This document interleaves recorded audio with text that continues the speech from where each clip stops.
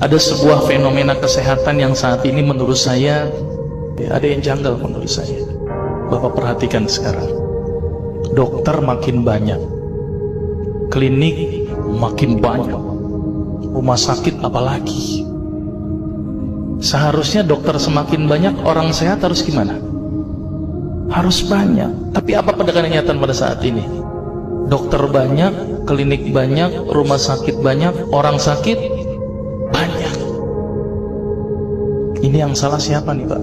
Dokternya atau pasiennya Pak? Karena saya dokter, saya salahin pasiennya.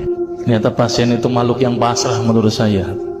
Semua yang diresepkan dokter ditelan itu tanpa mereka tahu apa ya obat yang mereka minum. Ini yang menurut saya cukup menggelitik. Nih ada apa di sini? Kenapa kok umat Islam sekarang ini berbeda dengan zaman Rasulullah pada waktu itu? Sampai ada seorang tabib praktek di Madinah selama kurang lebih 2 tahun itu nggak ada pasiennya. Kenapa kok berbeda sekarang dengan umat Islam zaman sekarang? Ini ada sesuatu yang salah menurut saya. Kita nggak usah jauh-jauh masalah kesehatan, masalah keseharian kita saja. Itu ternyata sudah terjadi perbedaan yang luar biasa yang berhubungan dengan masalah kesehatan.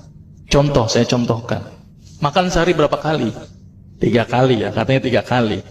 Padahal nih, ada yang mengatakan bahwa makan sebelum lapar, berhenti sebelum kenyang. Berapa kali berarti? Tidak 3 kali, terserah perut. Jadi patokan 3 kali sebenarnya dalam Islam itu tidak ada sebenarnya. Ada sesuatu yang aneh. Maka itu saya sempat berpikir, ini jangan-jangan ini ada sebuah kesalahan dalam diri saya. Maka itu saya setelah lulus dokter, saya melanjutkan kuliah lagi, tapi tidak ngambil spesialis gitu ya. Jadi saya ngambil kuliah lagi jurusan tafsir hadis gitu ya. Ketika belajar hadis itu banyak sesuatu yang menurut saya luar biasa yang tidak pernah dikupas. Ya, ilmu kesehatan yang luar biasa tetapi tidak pernah dikupas. Nah, di situ saya bertemu dengan seorang ustadz. Kemudian ustadz itu bilang begini. Ini latar belakang saya kenapa saya belajar pengobatan Nabi. Ustadz itu bertanya kepada saya begini, "Dok, antum yakin gak sih dok kalau antum masuk surga?" Saya jawabnya pada waktu itu apa? "Yakin Ustadz, saya masuk surga karena Allah menurut prasangka hambanya." Tapi Ustadz itu bilangnya lain. "Kayaknya antum masuk neraka deh." Waduh. Dia memberikan data-datanya ke saya. Maka saya bersyukur kepada Ustadz tersebut ya. Dia ambil pada waktu itu, mohon maaf ya, saya menyebut merek, mohon maaf. Lihat dong, Lovenox, obat yang dipakai untuk mengencerkan darah. Biasanya diberikan pada penderita penyakit jantung, stroke dan gangguan bekuan darah. Di situ tertuliskan kata apa? Porsin origi. Ada yang tahu porsin? Porsin itu isinya Pak, babi Pak. Saya bilang, waduh, berarti dok kalau antum resepin porsin satu pasien, antum telan itu obatnya. Kira-kira ibadah orang tersebut diterima nggak sama Allah? Siapa yang dipersalahkan nanti?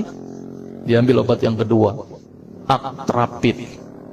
Apa itu? Insulin. Tulisannya apa? Human insulin.